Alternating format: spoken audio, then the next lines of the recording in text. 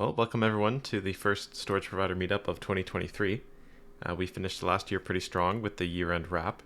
I figure if you're watching this or listening to this today, you probably caught it, but if you didn't, then I definitely encourage you to go back and review the recording of the end of 2022 year wrap that was done by Ken.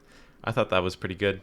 He just kind of did it off the cuff, or at least he's good at doing that kind of thing. And I thought it was a good kind of summary and a bit of a different style than the storage provider meetup, but definitely recapped kind of what we accomplished in 2022, what we learned, some of where we're at with kind of our approaches to things and how those have evolved. So I thought that was a pretty strong way to end the year and carry us into 2023.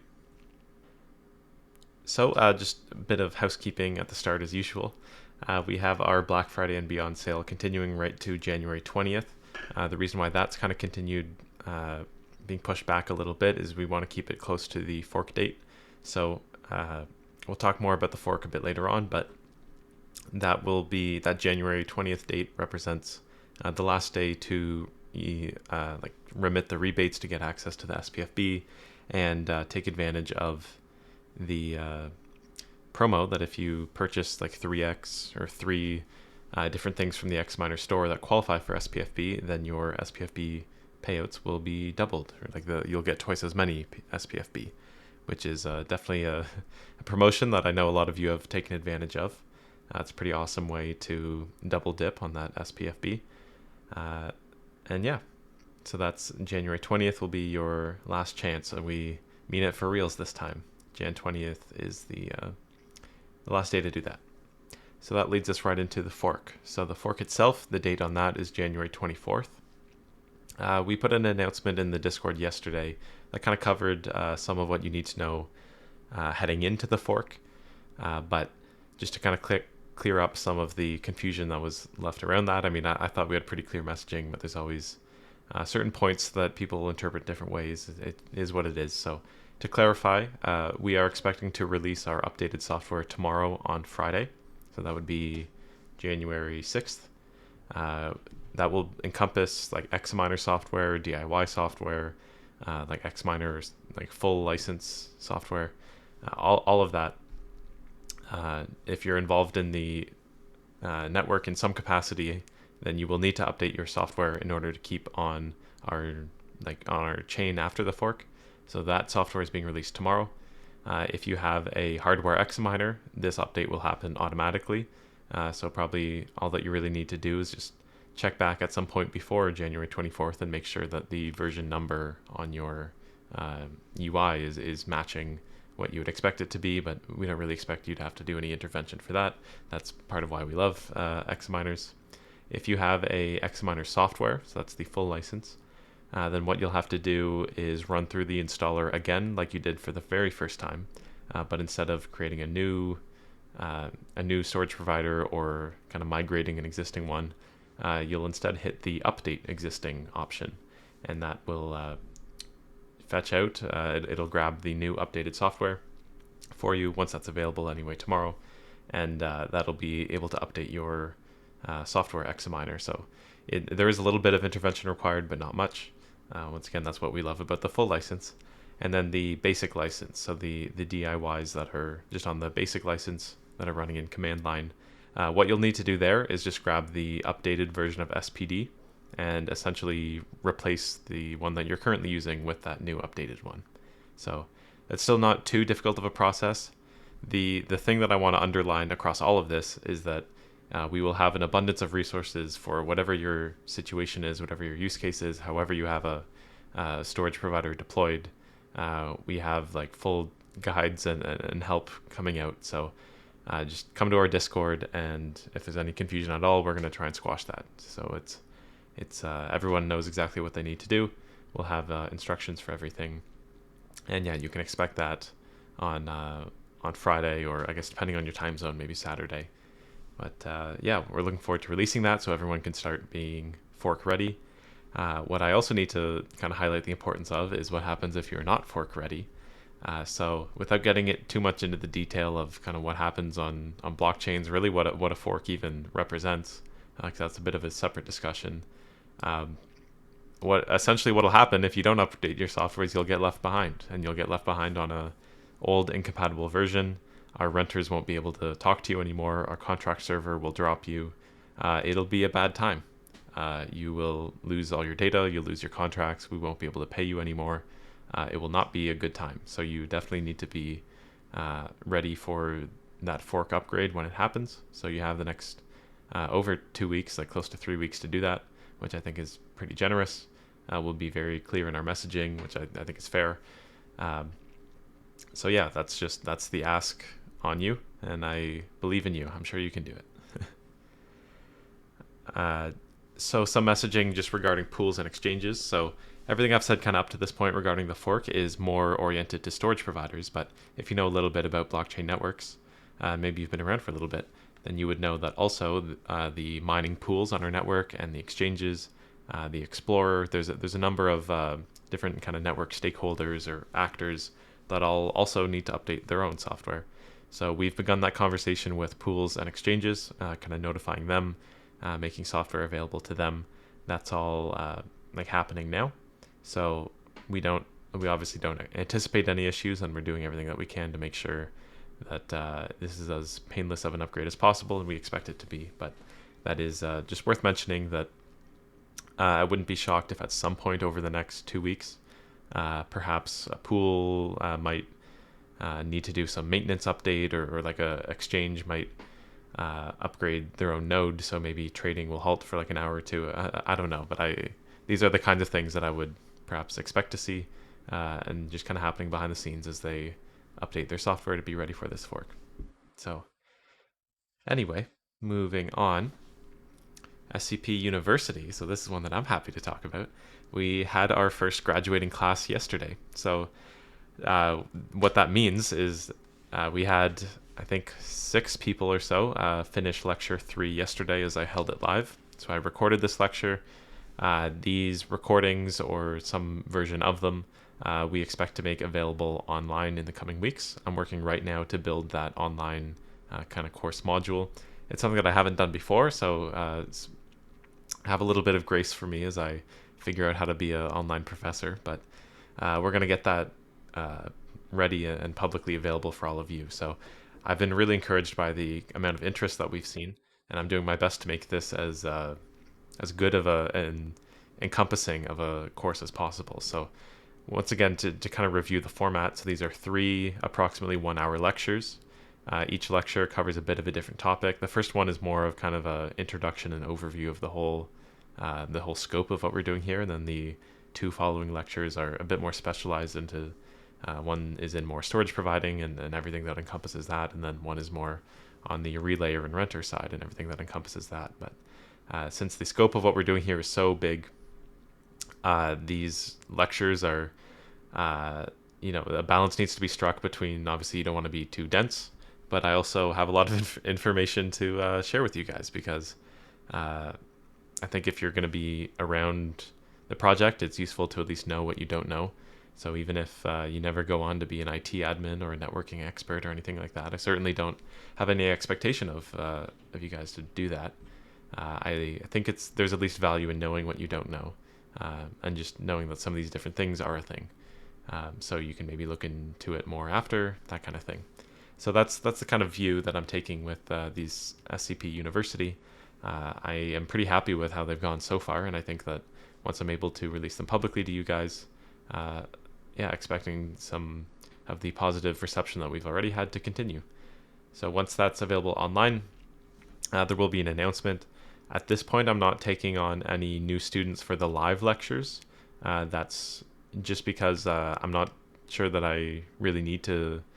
I'm not certain that I need to take another class and run through the 3 lectures again. I'm pretty happy with the lectures and the recordings that I have up to this point. So that I think just means that once we have it online in a couple of weeks and ready for public consumption, then there will be a lot of people kind of able to jump on it as soon as it's there. So that's pretty awesome. Now, regarding the kind of relayer end of things, so work, of course, is continuing there as well. So we haven't discussed for a couple weeks some of kind of what the developments have been, what we've been working on.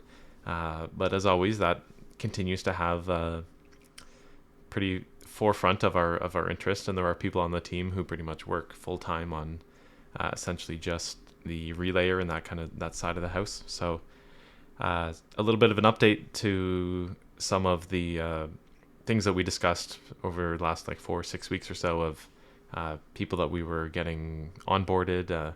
We've continued to have pretty good feedback from some of them. One party in particular is their use case is largely kind of surveillance and video. This is something that we identified pretty early on as being a pretty solid use case for our network. Since surveillance video, the kind of character of that is, well, in particular, it's a lot of data. Since if you think about kind of high resolution data, 24 hours a day, 7 days a week, that has a pretty big data footprint. So having a network that can scale essentially to an infinite size, that works pretty well for that, and a very reasonable price. So yeah, we're not shocked that surveillance video is a pretty awesome use of our network, but it is definitely encouraging to have that positive feedback. And yeah, so we're looking forward to kind of beginning some of that case study process. That's something that we've laid out, I think, or we've been consistent on for a couple months anyway at this point, that case studies are a point that we would really like to do and sink some time into. So that's very much still on our radar, and that kind of work is beginning now. Another thing before I continue, so I think it is useful as well to highlight that although the fork is happening, if you are a relayer user, the fork doesn't really affect you. We expect it to be a seamless upgrade, and since the relayer itself doesn't actually directly work on the blockchain, or it doesn't directly touch the blockchain, then the fork doesn't directly pertain to the relayer. So while we do expect to have a new relayer release in the next week or two, it's not one that is specifically for the fork. So just know that, yeah, if you're a relayer user, that is actually one piece of software that you don't necessarily need to update. But obviously, it is still nice to be on the latest relayer version because it's getting better every day. This is actually what I'm going to talk about next is the relayer wizard. This is something that has popped up over the last couple of weeks, but I think has been, work on it has just kind of appeared over the last couple of weeks, but it's something that I think has been being worked toward in some form or another for a long time. So the relayer wizard, just kind of introduce and get out of the way early on what it is. It is the new kind of approach that we're taking for relayer deployment. The relayer itself, we've talked about it a lot. I do kind of expect you to, at this point anyway, to have some idea what it is and how it works. And while it is quite capable, and when we're very happy with what it can do once it's set up, I will admit that the pretty consistent bit of feedback that we've had over the months and over some people that we've encouraged to try it out, while certainly the feedback is generally overwhelmingly positive, one thing that we know has kind of been a thing for a little while is that to some people it's pretty challenging to get set up actually on a relayer.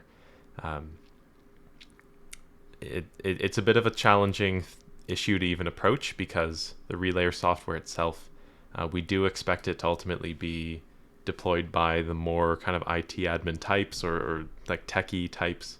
So when you get feedback like that, you do have to kind of consider like who is it coming from? Is this is it to an extent acceptable to actually be a little bit involved to set up, because this is kind of enterprise grade software.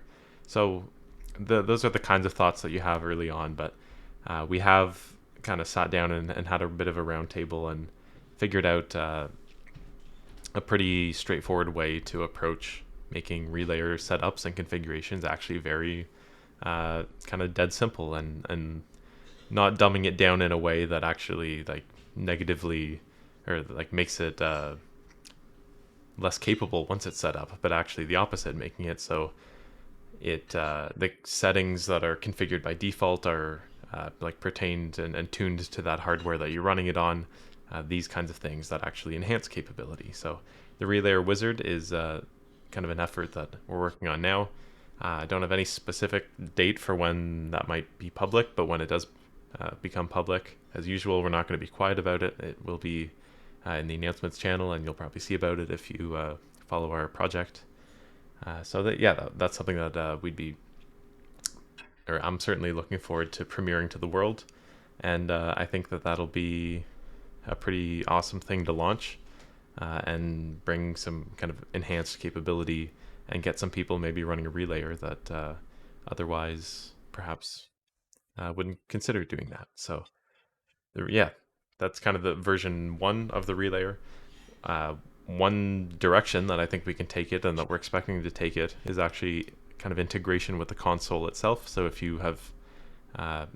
you have a storage provider license or you've set up a relayer before, you're hopefully familiar with the console. So that's console.xns.tech. That is kind of the account home for our network. So that's where your licenses are. That's where your relayers are. All the billing for the relayers is done through that. So the console itself, we know and have kind of worked to have that be the hub of the different aspects of our network. And that's very much going to continue to be in the center of everything.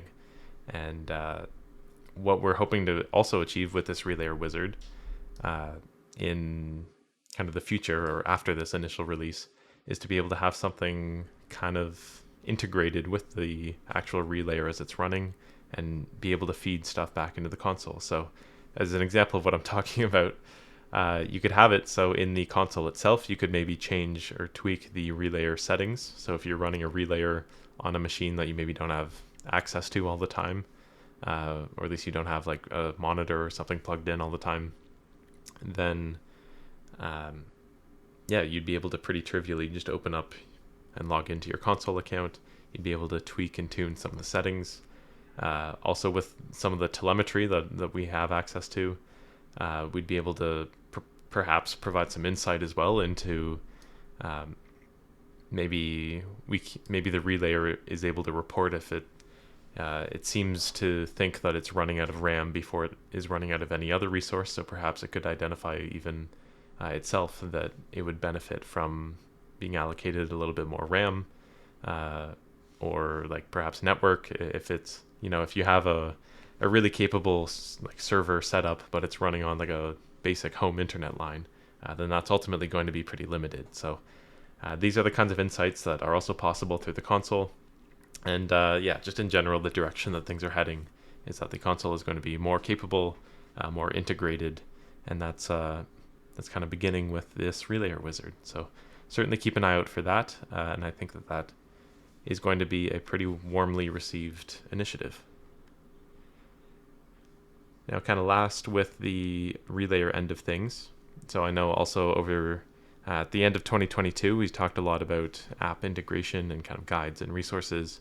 We're beginning to bring to fruition some of those, or some of that work that we put in at the end of 2022 is starting to be released. So I think over the next several weeks, you can also expect a flurry of content regarding like guides and videos and things for not just getting set up with a relayer, but also how do you actually use it and what can it do once it's set up.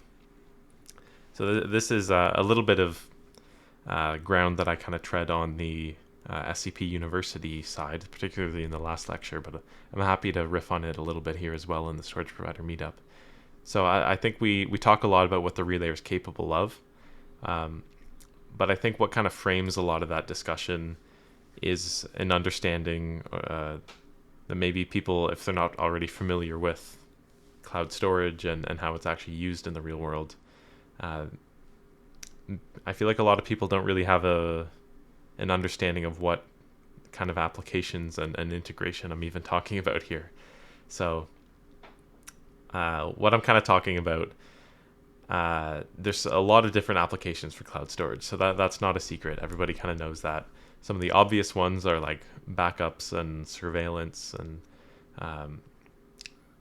like archive stuff, but there's also others like digital asset management. So if you're, for example, if you work in like TV or movies and production, then there's a whole like pretty advanced process for getting like the daily like footage, uploading that to a cloud, making sure that the right people have access to it, make sure it's in the right format, and then at the end of a production, being able to pull all of those to the right place so the production house and the editors have it. This is a pretty sophisticated but important process, and that's kind of in the wheelhouse of something called media asset management or digital asset management. And there's a whole like suite of apps specifically doing that. So the kind of theme or the thread that I want to highlight here is that whatever your use case is, and there are a number of use cases obviously for cloud. There's like an entire category for whatever it is that you're trying to do. And these apps come in all sorts of different shapes and flavors. Some of them are free, some of them are probably very expensive, with different capabilities. Some of them might be more advanced, some of them might be more like basic. So there's all these different apps with like different capabilities and like use cases, but all of them are kind of running, if they are cloud apps, I suppose, which a lot of them are. And then as long as they support this S3 protocol for cloud storage, which is the kind of de facto or premier protocol for that. So I would certainly expect most of them to do that. And there are thousands or tens of thousands of cloud apps out there that do support it. And then the idea is that you can keep using this cloud app. You can keep using whatever it is that you want to use, whether it's like Photoshop or Premiere Pro or whatever application it is. As long as there's some kind of hook or integration into cloud, then it will almost certainly support S3 protocol. And that means in the back end, you can just plug that into a relayer and you're able to directly store, access, like share whatever you want, exactly how as you would use normal cloud service. You can do that in the back end on a relayer. So I thought that was worth kind of mentioning because we talk a lot about the relayer itself and the configuration and the tuning, but at the end of the day, the relayer itself is just kind of a means to an end. Ultimately, it almost should be a little bit boring because what it's doing, while it's very cool, and if you get into the kind of technology and capability side of how it's able to achieve what it's doing, I think that is very interesting. But at the end of the day, it is just a tool. So if it's doing its job well, it's almost not even that interesting. So I think that there is kind of an aspect of that too. And at the end of the day, yeah, the thing that makes the relayer usable is all of these cloud apps and integrations. So I think that having these kind of guides and videos and resources out there for getting set up, we're going to kind of cover all of the apps that we cover will kind of come with a bit of a pretext of what even are they, what are they good for, why would somebody choose them. So we don't expect you to necessarily know all of these apps ahead of time. So that's something that, yeah, over the next couple of weeks you can expect to see a lot of content on that. Looking forward to getting that out there. I will give credit where it's due that I have had a lot of help with these. So Jeffrey and Psychotics have been doing awesome work in the background for kind of laying a lot of the groundwork and gathering experience on these applications. So huge credit to them. They will continue to be an important piece of what we're doing on that front. And yeah, can't appreciate their work enough. So at this point, I think I've covered everything that I had hoped to. So I am able to take some questions, but also can open up the floor to other team members as well if there's something that they wanted covered that I maybe didn't get to. Hey Ken, how's it going? Oh, hi. Um, I've been listening, and it was a pretty good call, and like you said, you covered a lot of ground. I just wanted to provide a little context to the hard fork process from the last time we did a hard fork. Um, we've had, I guess, we've had two hard forks. We had the original hard fork that brought us into fruition, and then after that, we had another hard fork where we had to make some changes to various things. And then ultimately, we went forward. But I want to explain a couple of things that happened that I think are going to happen again, just because of the way the project is structured. Last time around, when we did the hard fork, we had 7 mining pools. And we reached out to all the guys with the mining pools to upgrade, and they all agreed and they all said yes, we were going to do it, and blah blah blah. And when we got right down to the fork block coming up, one of the pools hadn't updated, and I didn't understand why, because he had confirmed he had the code and he was ready to go. And well, long story short, afterwards he said I fell asleep. And the deal is that when a mining pool remains on the old code after the fork, that automatically creates a legacy chain. And I sort of think that's going to happen here. I think it's going to happen because we have this unknown pool that's out there. This unknown pool has never identified themselves. We don't know who they are. This is not the same as the unknown pool last year. The unknown pool last year had a large percentage of the hash rate because it was a big mining farm in Florida and they did out themselves. Um, this time around, we don't know anything about these guys and they don't even have that much hash rate, but they have enough. All they have to have is one miner, right? And so it could just be somebody solo mining, right? And not even, caring about, registering who they are or whatever.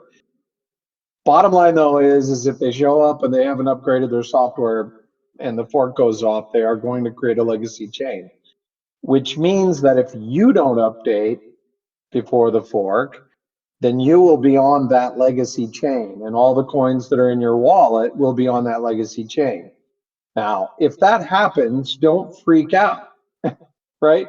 Because we saw this on Saya after they did a hard fork after, their one that we split off from, where people started sending coins from those wallets to the exchange. And if you do that, you're going to lose your money. So if you fall asleep, don't update, just hold tight. There will be some information in the Discord about it. Essentially, what will happen is you'll have to dump your consensus file, the blockchain. You'll have to rebuild from scratch. And then ultimately, once you get up to speed, you'll be fine. But everything that you had in the way of storage and storage contracts will be completely wiped out. You will no longer have what you had before. You will have your coins. You won't lose your coins, so don't worry about that. As long as you don't send them on while you're still on the old one. So I just wanted to mention that because it's going to happen. Some people are going to be on the wrong chain. There probably is going to be a wrong chain. And, I just want to, make sure that folks don't do anything crazy and freak out and that ultimately we can take care of you after that. But anyway, just thought I'd offer that little bit of experience. Yeah, I appreciate that because what we are asking to happen here is that over the next 3 weeks, essentially every important node on our network needs to be updated to this new. I believe we're calling it version. Well, the SPD version will be 170. Is that right? I think that's right. Yeah. Yeah. So SPD 170 will be released tomorrow. Uh, Obviously, all of our own team and corporation nodes will be updated. Those are the ones that we're in control of. But since this is a decentralized network, we can't force any everyone else's nodes to be updated, as convenient as that would be. Uh, so yeah, that's why we're kind of putting out the net here that everyone will need to be on SPD 170 over the next 3 weeks or so. We are going to make that as painless as possible, but the biggest favor that you could do to yourself and to the rest of the network is to make sure that your SPD version is 170. I think it's important to also understand to that point is that the Examiner software right now operates in total push mode. And we've done that just because during the whole rebate period, it's just sort of been assumed that people are looking for that, hands off, take care of me kind of, environment for their passive income earning and so forth. But going forward, we will put into the Examiner a switch where you can turn it off and put it into pull mode. And if you put it into pull mode, it won't auto update. It'll be up to you to do the updates on your timetable. and at your convenience. Now that'll make the network a little fractional where, there will be EXA miners running on different versions and stuff like that at some point, but that's how a decentralized network is supposed to work. And, my gut tells me that when we get to that point that we offer a decentralized pull, more than 90% of the providers won't actually turn that switch, that they'll want to stay in a push mode and let the updates happen that way. But we are committed to decentralization as much as people think we might not be. We are, and we will give that ability. We just don't think that most people are going to ultimately choose it, right? We don't think our customers are going to choose it, and we don't think that our network ultimately will choose it if they have the opportunity to just get on the program and stay there, right? So anyway, that's coming, but right now examiners will automatically update, which is a lion's share of the storage capacity. At some point we will add that push pull into the software full versions, so you'll be able to turn that on. I know there's some confusion on that right now where people think that those should be in there right now, but it's not, because frankly, you guys are bringing all kinds of crazy hardware to the party and different OSs, and it's going to take a little bit more to make that process automatic. Same as the X miners. Anyway, I'm done. Yeah, thanks for coming on stage and helping share some of those thoughts. We do have up here Jason 2D. What's going on? Hey, how's it going? Going well, Can thank you. you? Okay, great. Yeah, just quick question. I have been involved for a period of time now and run Docker and Synology, and I saw the latest docs come through with I did purchase a full license, and I did use the XA console and register the provider ID. But I saw the latest docs for the XA software full license upgrade on a Synology, and I just can't like decipher if are those required steps, or will, like, I have my Docker images auto updating, pulls the containers down, and everything works. Is running that XA miner software on a Synology required for these upcoming weeks, or are we good to go if we just like running the SPD? Yeah, so good question. And I did actually personally run through that Synology full upgrade over the holidays, just around when that guide came out. So I am in a similar boat. So yeah, so if you've purchased a full license and so if you have it applied, then what that guide kind of covered was how to update from the basic, just kind of command line SPD, how to then expand that into a full license node that gets access to like the web UI and all those, like all the full supervisor capabilities. So that's what that guide kind of covered. If you would prefer, for whatever reason, to just keep running the basic command line, you can do that if you want, but that's just kind of clarify what that guide covered. That was how to upgrade from the basic command line to the full, that gets the full supervisor and the web UI and all of that. So if you have any specific questions, I can hopefully answer them, because I did just personally run through that process a couple of weeks ago. But yeah, hopefully that kind of helped frame what that guide covered. Yeah, it seemed from my perspective in reading through it like this was all the goodies that we've been talking about, and it looks awesome. But also, that was my main question: is if everything seems to be working as is, does it make sense? Are we going to lose out on opportunities if we don't actually execute those steps timely with the fork and so forth? Sounds like that's not the case. So Yeah, so just to kind of make it really clear, so you don't need to be on the full license for the fork. You can continue running the basic license just as long as you update the container image. So Docker is, we do have an official container that will be updated to the 170 SPD. I will also just kind of add the asterisk, or add the note, that I have, or back before I upgraded to full when I was running on Synology, I have experienced before that on the Docker Synology, if you have it pointing to the latest tag, it doesn't always grab the latest image in a timely manner. So you might need to jump through a couple hoops to make sure that even if you have the box ticked or whatever to grab the latest image, it's definitely worth looking into to make sure that it is actually on the latest image. And I'm a little rusty, like just off the top of my head of what I had to do. It wasn't too crazy, and I just was able to Google it. Like how to, on Synology Docker, how do you force a container to the latest image? It was something like that. I was able to find some steps. So if that's interesting, or if you would also like to find that, you can ping me in the Discord, and I'll try and find it again. But yeah, just as long as over the next couple weeks, before January 24th, just be certain that the image that you're on is the 170 release. Thank you so much for that. And then just a follow-up about the console. So we talked about the conversion, the SPF conversion. It is installing that console the only way you get access to the buttons to conduct the conversion?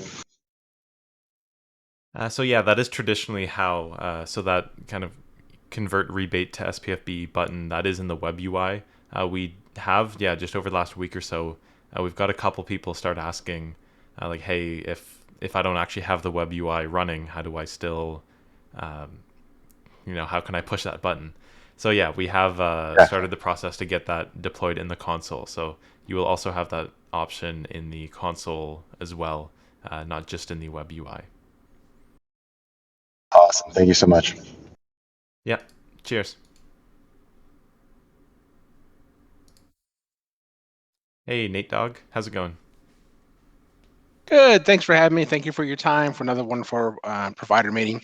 I feel like there's probably a number of people in my same kind of situation. So I've got an Examiner. I've got a couple of DIYs that have the full license. I have a couple of SC boxes and kind of doing the consensus mining. And I'm kind of at this point to where I'm not sure what else I can do to help support the project. Aside from keeping my uptime, keeping my storage provider instances kind of up and going and reliable. I know there's the option for the spinning up a relayer. I'm not really technically too savvy. I've kind of stumbled my way through having my DIY providers.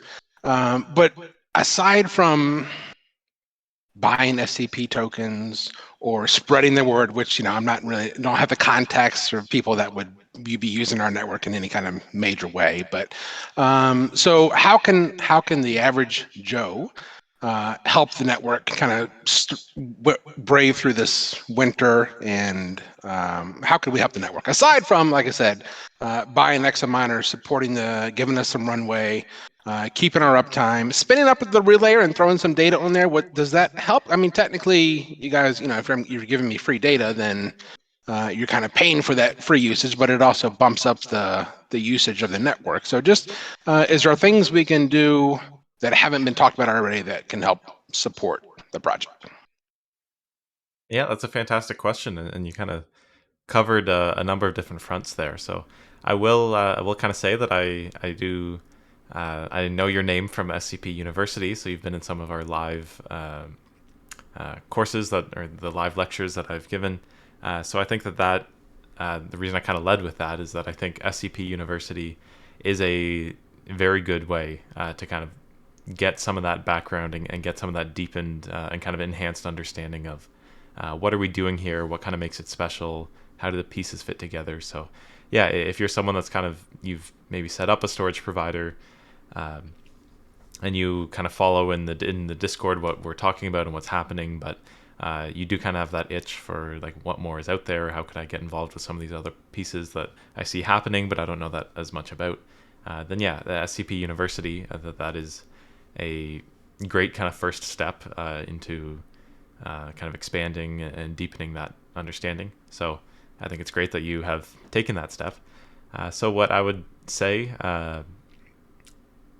with the release of the kind of wizard over the next couple of weeks, I think that would be a good opportunity or kind of a good first step for you to be a little bit more kind of get some hands-on experience on the relayer side.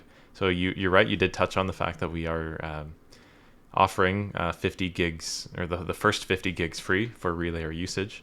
So I think one of the best ways that you could kind of get some hands-on experience at that end of things is, once we release that relayer wizard, to get your hands dirty, try setting up a relayer on some of your own hardware, see what it looks like when it's actually like up and running, see what it looks like to create a bucket and drop your first file into it. I think the most kind of the most sustainable way, to me, or anyway, the most compelling way that you could kind of get involved with our network is to use it, and not just use it because you want to see the number, I guess, go up and have the chart go up and to the right, but actually have it, maybe solve a problem, or like have a real application that isn't just to kind of experiment with or see what happens. But there are a number of different cloud applications out there that are for all sorts of different things. So anywhere from like photo and video management to I know one of our community members, for example, he kind of started converting his Plex server over to use the relayer in the background. So that's if you have kind of a TV or movie collection, you're totally able to and then capable of switching that over to instead use the relayer in the background. That's another way. So I think a good way to kind of get involved is not just to be interested in learning more, but actually kind of apply it to something that is kind of real to you, like a problem that you actually face, or something that you have a bit more background in. I think that is kind of the most interesting and the most compelling, and that's actually kind of how a lot of people that are pretty involved either on the team or pretty involved and kind of working with the team today, that's how they got to be where they are, because they started out as community members that were just kind of interested and kind of fell down the rabbit hole and started applying some of what was going on here to their personal lives, and has led them to be, like I said, either on the team or contributing in some pretty meaningful way.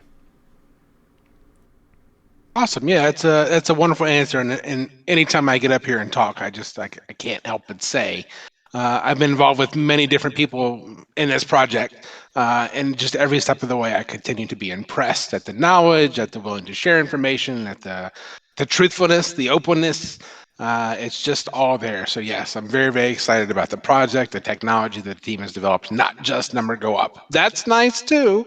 And I think in a certain amount of time, we'll all be rewarded for it. But even beyond that, today, looking at the coin price, it's just the people behind it and what's been done so far, and the willingness to be open and share with the community. And I'm looking to, help as much as I can. And then lastly, just touching on, this is kind of my first crypto winter, if you will, right? So I missed the last one, unfortunately, but now I'm in this one, and I kind of see how things ebb and flow, even as far as social media.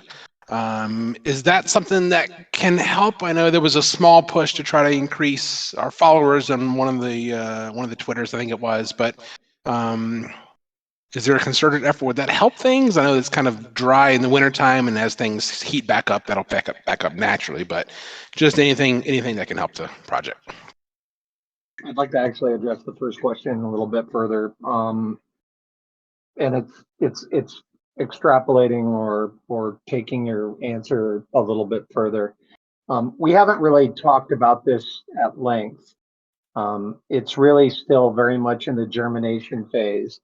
But one of the things I think is going to happen over the next 2 quarters, and the SCP University was the beginning of that. SCP University started on a lark, by the way. It was like a lot of things here, was born out of my frustration with some specific individual. But the deal is that it was clear that there was so much here to know that putting it into that kind of a format made a lot of sense. But I'm looking at a page right now on AWS.com, and there's 12 certifications on that page. And they're really deep. I mean, they go all the way across the spectrum of cloud services. We have an S3 platform foundation right now. So we've got that base layer of what AWS has. But look, that's not going to be the end of this. Once we start onboarding cloud-based storage to the network, we'll start developing all the things that AWS has developed on top of their network. We'll do it too. EC2 instances, database, block storage, all that stuff will, flow behind it as we start to gain customer usage on the network. Well, one of the things that AWS has done really good on in that process is build out a whole certification program. So you can get something called AWS Certified Cloud Practitioner. And we'll have something very much like that. That will be the next thing that Henry works on after SCP University. This will become an XNS certification.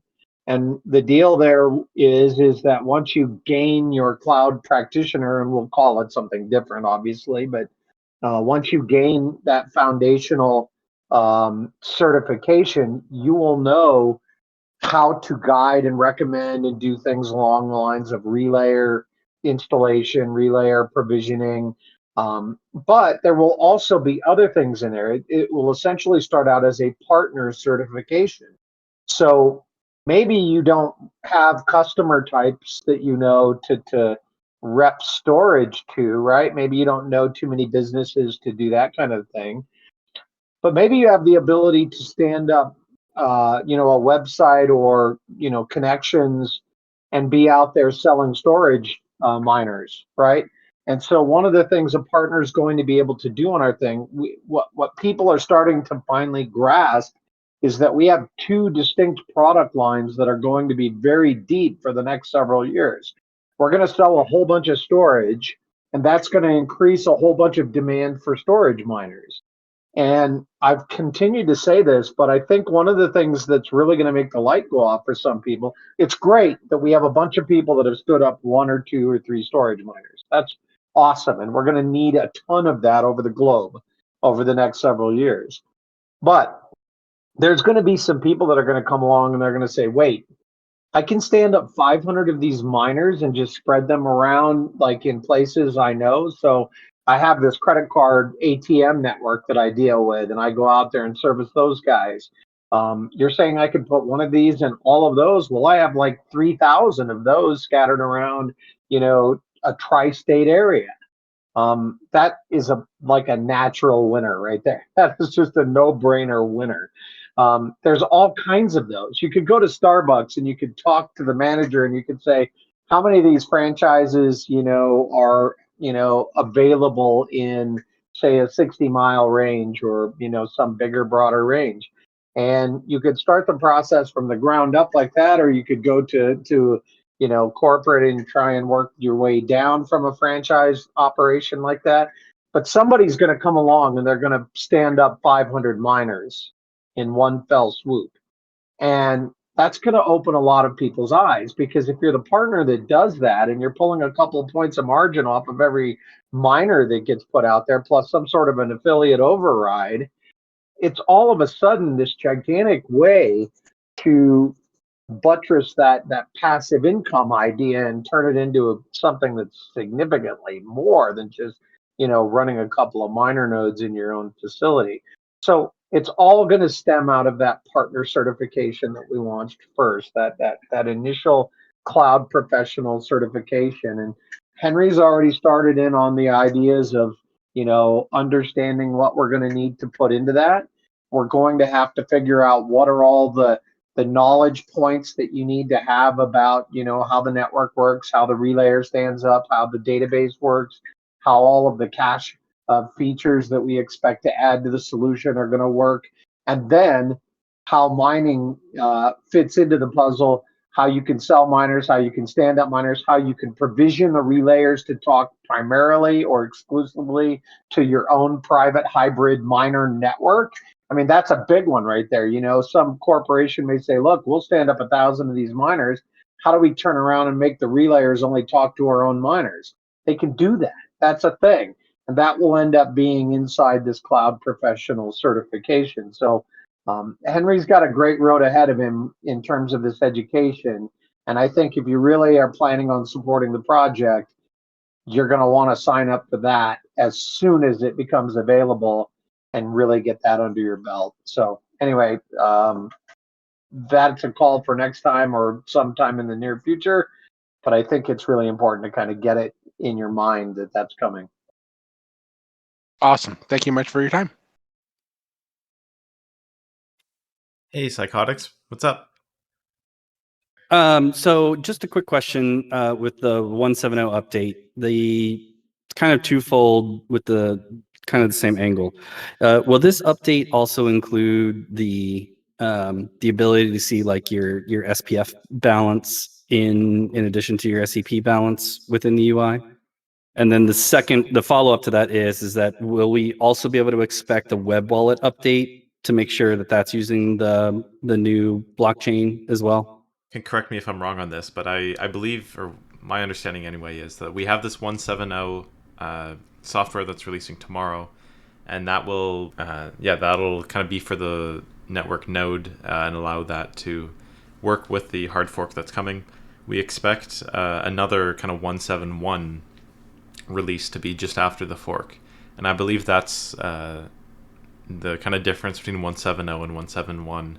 I believe is that 171 will have the full support across the whole suite for like differentiating between SPF-A and SPF-B. It'll show SPF-B in places that maybe it doesn't right now. Those kinds of things.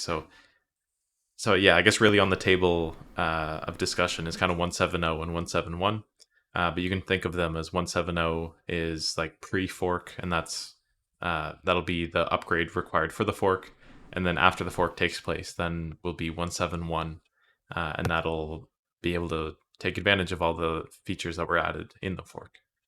So I'm probably just highlighting my naivety on display here, but the way I understand it is that I guess it's less of an issue with the web wallet. I guess it goes back to what Ken was referring to before about, with the web wallet, making sure that, if you're moving coins in and out, obviously that's exactly what the web wallet's designed to do, making sure that you're on not a legacy blockchain and whatnot. So just some transparency there and making sure that we're on the right version there would be helpful. Off the top of my head, I'm not certain that the web wallet actually shows kind of right in the main UI. I'm not sure that it shows the version number, but like with the rest of our suite of software, I'm sure that we'll have a guide ready by the end of the weekend that kind of shows if I'm a web wallet user, what do I need to know? What does the upgrade path look like? That kind of thing. So I'm a little rusty off the top of my head, but I know that there will be resources for that. Yep. Nope. That's perfect. Just making sure it's on your guys' radar, and I know with you guys being focused on majority of that other stuff that just gets included with everything else. So appreciate you guys. Sure. Thanks. Cool. So in today's call, we kind of reviewed the fact that we closed 2022 pretty strong with the year-end wrap. I think once again, if you haven't seen that, then definitely encourage you to review it. So Black Friday and Beyond sale continues to Jan 20, ending just kind of right before the hard fork takes place. That promo is continuing with the if you purchase 3 SPF-B compatible purchases, then we will double the SPF-B that they're issued, and the remits in the web UI and soon to the console will also be available until January 20 for your the ability to swap your rebates for SPF-B. So that fork, once again, the date is January 24th. You will need, if you're any network user, you will need to update and be on the new 170 SPD. The Xminer hardware will auto-update. Xminer software, you will have to run the installer again, but it's pretty easy still. There is a update button if you run the installer again, so that'll be available after tomorrow. And DIY Basic will just need to take the new 170 SPD that we release tomorrow and replace their existing one with that. So SCP University, we expect over the next couple of weeks to have some public availability for that, so look forward to that. The Relayer Wizard as well, looking forward to getting that out of the door.